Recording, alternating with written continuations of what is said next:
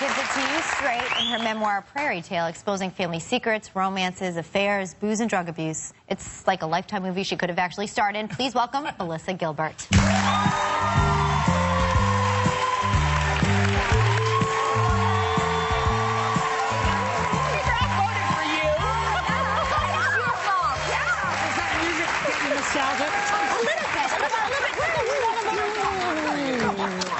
There we go. We want to have more time with you. Yes. Okay. Your book, it's so revealing. I mean, first of all, going back to your family history, you were adopted at a day old. Yes. Into a showbiz family. I mean, yes. We would think it was right in your blood. You had your grandfather, your grandfather created Honeymooners. Yes. Oh, that's what you awed. It's a baby picture. I thought you were awing that I was adopted, which is all. Your dad was a comic. Your mother was a dancer. But she never. My adopted parents, yes. Right. My birth parents. They never told. Your mom never told you the truth about who they were, correct? Well, my mother told me that my birth father was a Rhodes Scholar and my birth mother was a prima ballerina.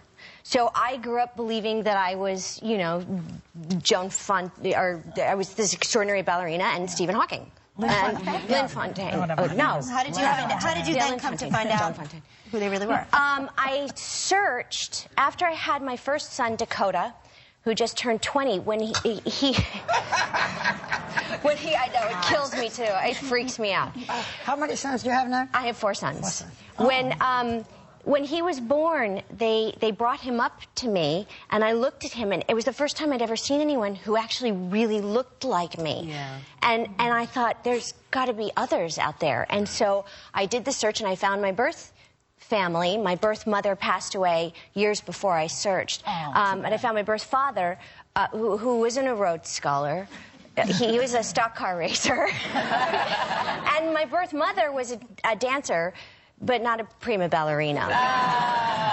But you know, the dancing and singing and music was in them too, so I got that. It is in the blood. And the alcoholism. Yeah. There's so much. It's all good for a book, though. All this stuff is fabulous. It's such a small part of it. Yeah. Well, thank you. You know, you and Barbara have something in common. Do you know what it is? You used to date this guy. Show the picture. Okay, this guy's name is Alan Greenspan. Show Barbara. Barbara went out with Alan Greenspan.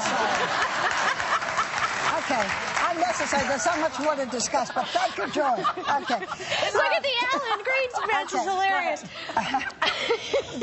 We've got so little time, and there's so much in the book. You do talk about your alcoholism. You do talk about relationship with Rob Lowe. We'll get to that, I hope. But what we remember you most for is Little House on the Prairie and Michael Landon. Yeah. This perfect man. And even though he was a father, look at you. Even though he was a father figure to you and you loved him, he also was not the Michael Landon that most of us knew. Well, no, he was a human being. You know, we tend to sort of deify celebrities. And we deified Michael. And Michael was a man with flaws and faults. And you said he drank vodka every day? On the set. He had this thing. I didn't know till later when I actually smelled vodka that it was vodka that was in his cup. But he would signal to the prop guy. He'd go like this, or like this, or like that was how much to put in the cup. Oh, boy.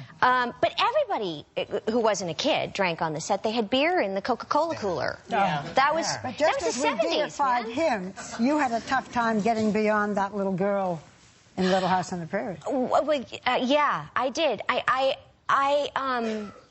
The life that I had, although I'm very lucky because I was really protected. So for a child actor, I was a dork. I was a real geek. You were dorky? Really? I was so dork. I wore Mary Janes till I was 15 years old. Oh, so on. Well, you know what? It saved me because I didn't get to the crazy rough stuff until I was in my 20s. So you were legal. Yeah, I was legal, and then I got really crazy for a while there. Melissa, all 9 seasons of Little House on the Prairie are now available on DVD, and we want to take a look at the clip that from one of your favorite episodes. Would you set this up for us? Make me watch this. This is from The Lord is My Shepherd. This is in this episode. It's from the first season. We have a baby boy that dies, and I don't pray for him to get better, and I climb a mountain to ask God to take me and give Pa back his son, and then Pa searches for me. And this is Michael and I reuniting on the mountain, and it's real. This is my relationship with Mike in life on camera. Let's take a look at it. That's interesting. And I can't.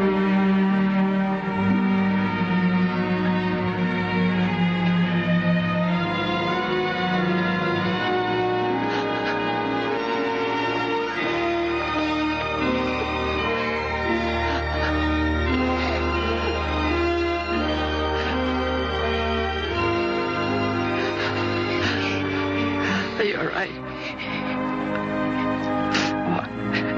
Why did you do it? I thought you needed Charles more than me. How could you think that? I just did. I'm sorry. Oh, my God.